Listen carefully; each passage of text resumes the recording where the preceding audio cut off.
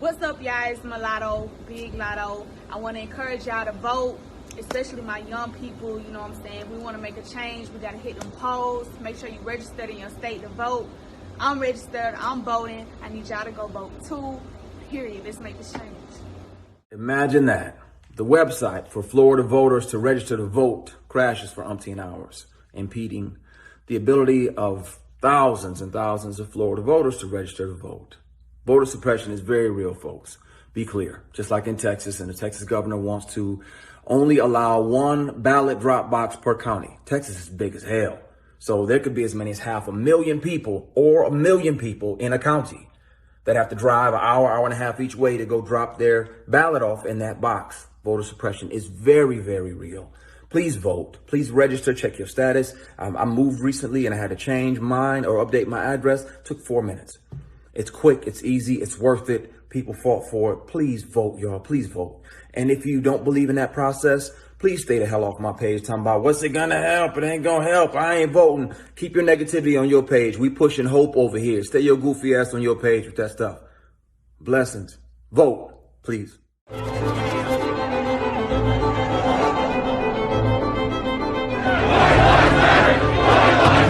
not non-violent. We'll kill these people if we have to. Get yourself an African American. Go back to Africa. What are you gonna call? Immigration. For what? For you. Why? Because you're not legal.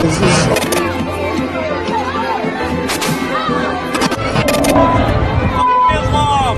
Fuck How did they come up with this number of 6 feet? He's speaking Spanish. I mean, he's speaking. She's speaking it because America.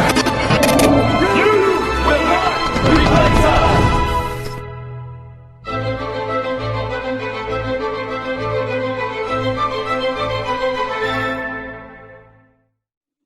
Hey, so I am about to call a bunch of people who registered to vote.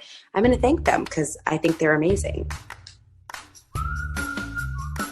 Hi, Sydney. Oh my gosh. I'm so surprised it's you. I was a little bit nervous. Oh my God, how are you?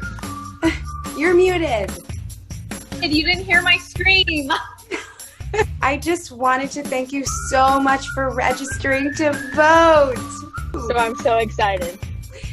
Every vote matters, and I know how to vote, and I've been waiting to vote since I was younger. I'm voting by mail, which is why I filled out your forms. I needed to re-register.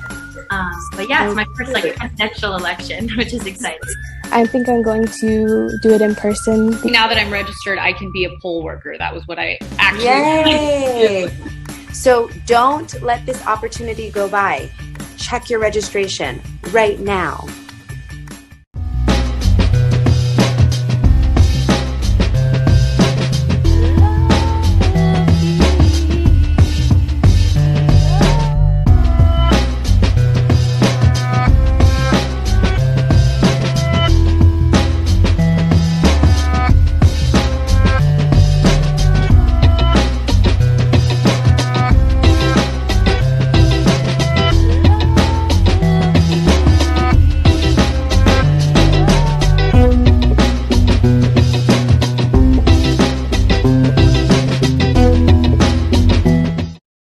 Believe it or not, the election is right around the corner. Votes are already being cast. And if you're still deciding who to vote for or whether to vote at all, I wanted to take a moment to remind you what's at stake and to urge you to make a plan to vote today. Because let's be honest, right now our country is in chaos because of a president who isn't up to the job. And if we want to regain any kind of stability, we've got to ensure that every eligible voter is informed and engaged in this election, because the stakes are on display every day, not just in the headlines, but in our families. If you're a parent like me, you're feeling the consequences of this president's failure to take this pandemic seriously, from his constant downplaying of the importance of masks and social distancing to his relentless pressure on schools to open without offering a clear plan or meaningful support to keep students and teachers safe. Look, our daughters are in college now, and luckily they're taking classes from home this semester. But in just a few weeks since schools have resumed, many of their friends who returned to campus have either tested positive or are living with someone who has. Yes, it's anecdotal, of course, and everybody wants their kids back in school as soon as it's safe. But as a mom, it is frightening thinking about all these young people who were just our babies yesterday, quarantined alone in dorms or apartments with little or no support as the disease continues to spread, unable to come home if their symptoms get worse. Just imagine the toll that worry is taking on families across this country. Yes, thankfully, there's some relief in knowing that most cases in young people are mild. And I pray every day that no one faces longer-term consequences to this disease. But the truth is, we just don't know yet. And we simply cannot trust this president to tell us the truth about anything. Meanwhile, parents with younger kids are dealing with another set of stresses, from grade schoolers who want to learn but struggle to connect with their teacher through a screen, to schools that open and close with little advance notice, leaving everyone in an endless cycle of uncertainty. Too many parents are still juggling 2 jobs and multiple kids without any support, not to mention the millions of families anxious about making rent or getting internet access or affording childcare. It's painful to think that months into this crisis, this is still where we are, with no clear plan, no peace of mind.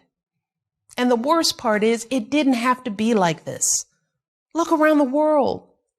So many other countries aren't experiencing this level of extended suffering and uncertainty. These countries were hit by the same viruses we were. They had the same kind of resources to contain it as we did.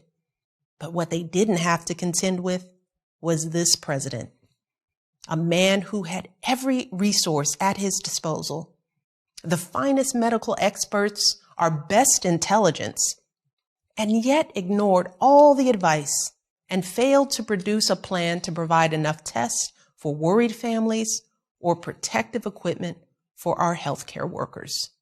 A man who knew how deadly this virus is, but who lied to us and told us it would just disappear. Who, in the greatest crisis of our lifetimes, doubled down on division and resentment, railed against measures that could have mitigated the damage, and continues to hold massive events without requiring masks or social distancing, knowingly exposing his own supporters to a dangerous virus. Today, more Americans have died from this virus than died in the wars in Iraq, Afghanistan, Vietnam, and Korea combined. Take all those lives bravely sacrificed and double it. That is roughly the scale of this tragedy. And our commander-in-chief, sadly, has been missing in action. And his willful mismanagement of the COVID crisis is just one example of his negligence. When wildfires rage out west, he says nothing for weeks. When Americans of all backgrounds peacefully protest racism and police violence, he disparages them, yet eggs on heavily armed militias. When our heroic young men and women answer the call and give their lives for our country, he calls them suckers and losers and publicly mocks Gold Star families and prisoners of war. All this from someone who, as a wealthy, connected young man, avoided military service. And with millions and millions of Americans left reeling from the worst job losses in recent history, with small businesses closing their doors for good, he and his party dragged their feet to provide necessary relief for people whose lives have been decimated under his watch. 7 months later, he still doesn't have a plan for this virus. 7 months later, he still won't wear a mask consistently and encourage others to do the same, even when those simple actions could save countless lives. Instead, he continues to gaslight the American people by acting like this pandemic is not a real threat. And yet, even in the face of all this incompetence, Americans keep digging deeper, finding new reserves of strength, doing whatever it takes to get through this. That's one of the beautiful things that has given me hope over the past 4 years. Our country's resilience, from the essential workers keeping us safe, to the doctors and nurses caring for our loved ones, to the teachers and childcare workers doing everything they can for our kids. Americans have stepped up to answer the call. It's not too much to ask our leaders to rise to the occasion as well. Thankfully, we have the chance to elect a president who can meet this moment, a leader who has the character and the experience to put an end to this chaos, start solving these problems, and help lighten the load for families all across the country. And that leader is Joe Biden. After seeing the presidency up close for 8 years, maybe the most important thing I've learned about the job is this: how a president focuses their time and energy in office is a direct reflection of the life they've lived before entering the White House. A president's policies are a direct reflection of their values. And we're seeing that truth on display with our current president, who has devoted his life to enriching himself, his family, and other wealthy people he truly understands, cutting taxes for the rich and big corporations, cutting regulations that protect regular families from getting taken advantage of by people like him, cutting his friends loose from prison time. He boasts about gains in the stock market, but when you look at the lives of regular folks, whether it's creating blue-collar jobs, making healthcare more affordable, protecting the environment, keeping our families safe from gun violence, let alone the coronavirus, there's nothing much to brag about. By contrast, Joe Biden has lived his life guided by values and principles that mirror ones that most Americans can recognize. I know Joe. He is a good man who understands the struggles of everyday folks. When he was a kid, his dad lost his job. His family had to move to find work. As a young man, he quit his job at a lucrative law firm to serve as a public defender, protecting the rights of those who couldn't defend themselves. He continued to serve this country even in the face of unimaginable tragedy, losing his wife and baby daughter, later in his life, his eldest son, relying on his deep faith in God to carry him through, never growing cynical, and always willing to see the humanity in us all. It is that spirit, that determination that will make Joe the kind of president we need right now, one who will continue to put the needs of the country before his own, to ensure that all families can get back on their feet and our economy can get back on track. And he'll start by getting this virus under control, working with a broad coalition of leaders to develop a national strategy that will include mandatory mask wearing and free testing.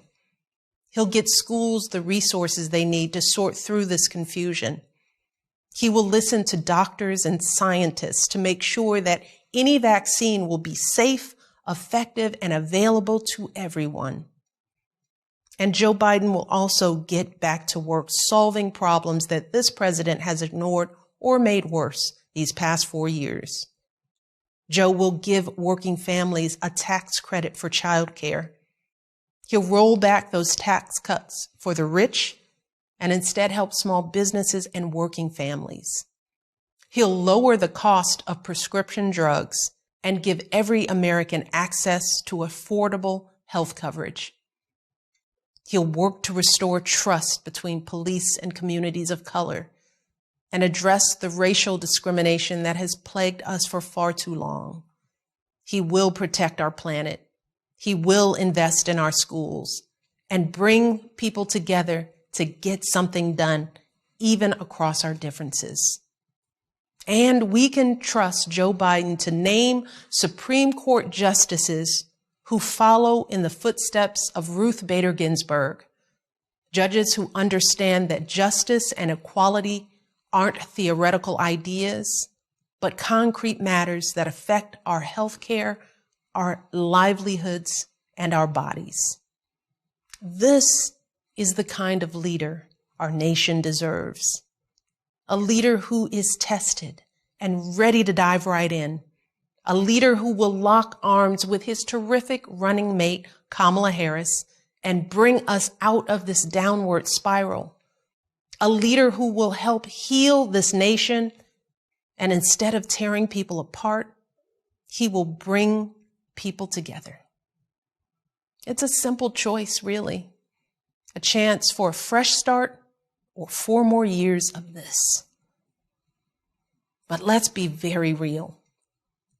America is divided right now, and a lot of people are being sold lies from those who want to get rich or stay in power, or sometimes both.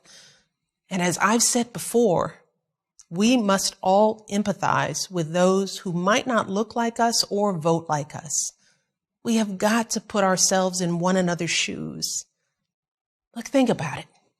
You've worked hard all your life, and for too long you've watched the rich get richer. You've lost your farms and your livelihoods to corporate greed. You've seen your beloved towns shattered by joblessness. You've watched families destroyed by drug addiction and mental health challenges. All of this long before this virus hit.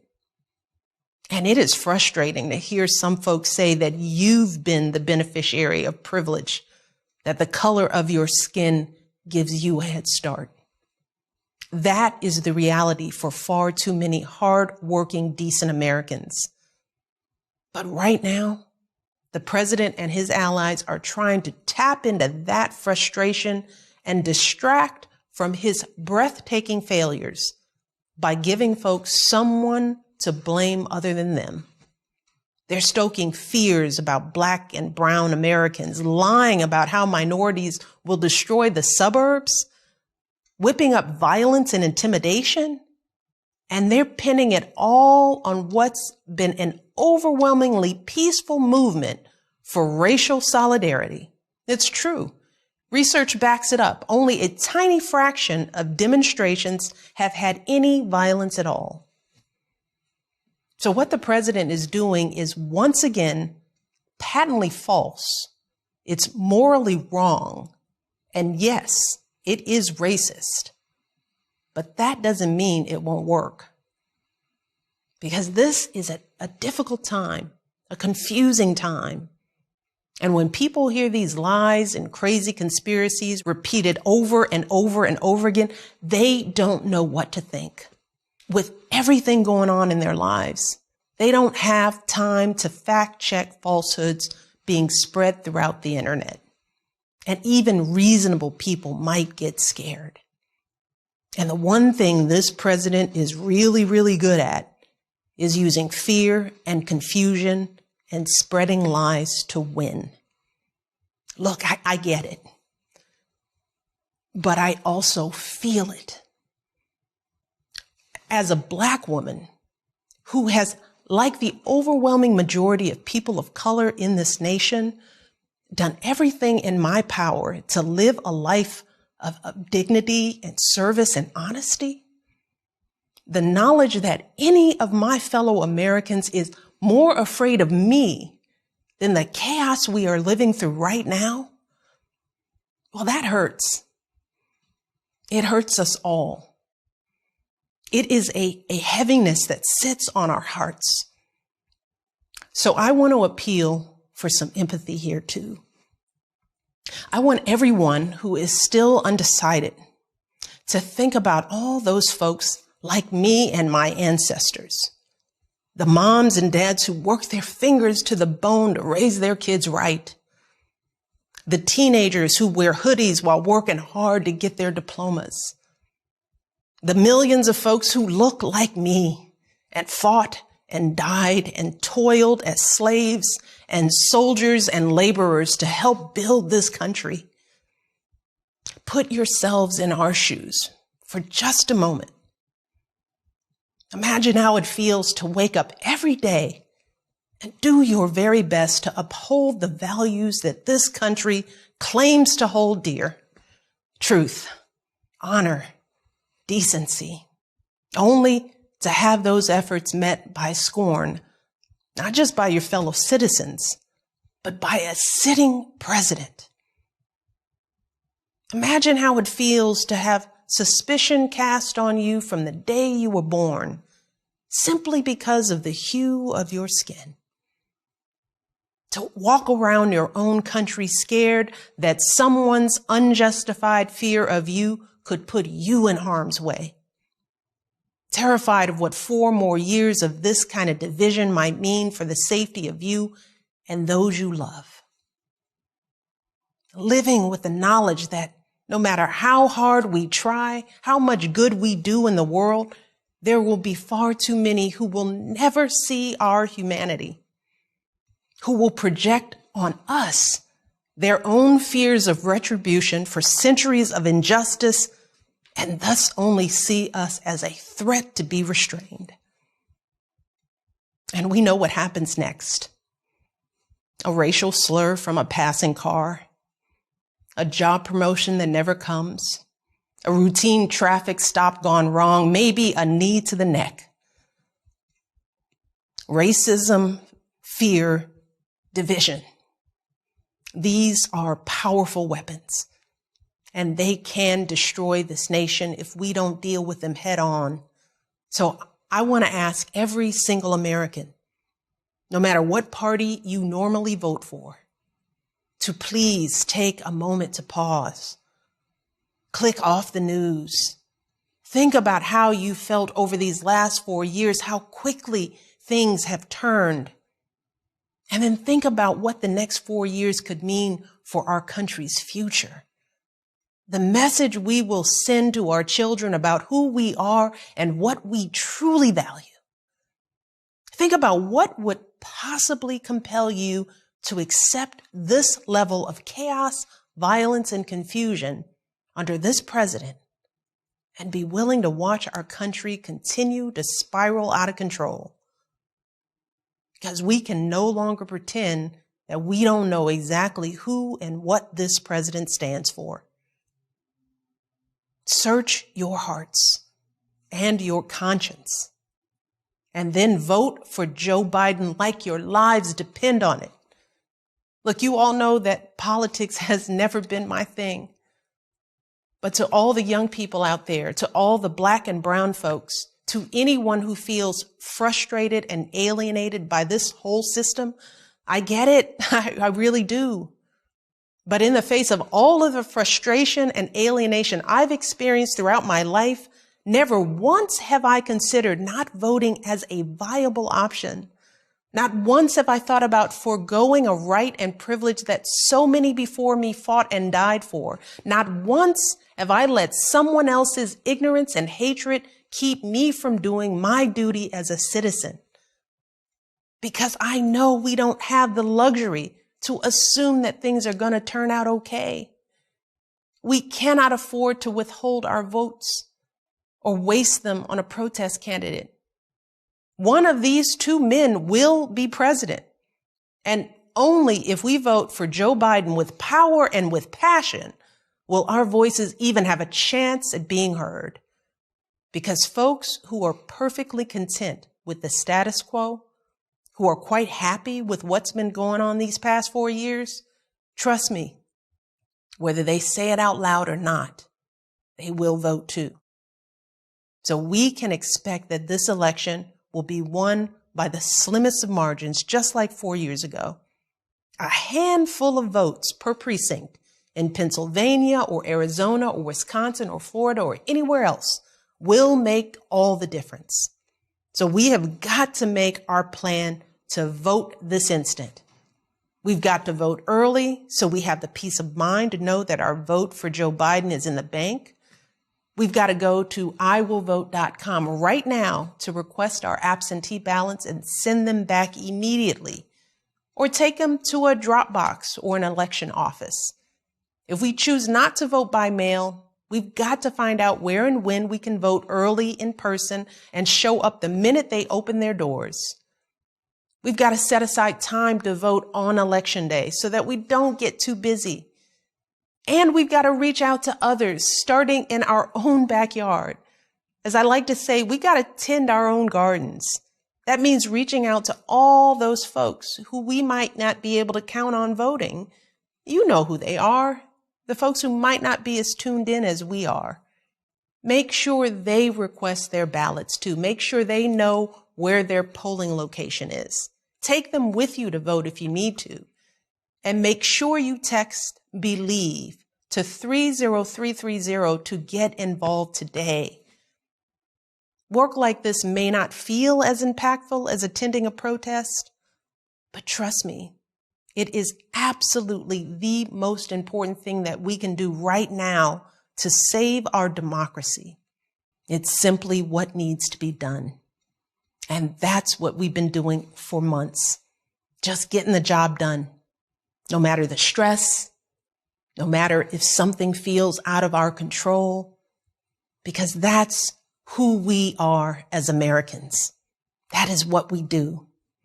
And right now, we've got a chance to start getting things back under control, to restore some stability and integrity and soul in this country. It is within our grasp. And that's what keeps me going. Thinking about a time not all that far off, with a new president in the Oval Office, a trustworthy, honest, stable leader with a clear plan for controlling this virus and getting our economy back on track, with meaningful support for families and schools, with competence and maturity instead of chaos and confusion. It is possible. It really is. But only if we vote for Joe Biden in this election. We have all been working so hard to keep ourselves and our families afloat. And we deserve a president who will do the same. Thank you for listening. God bless.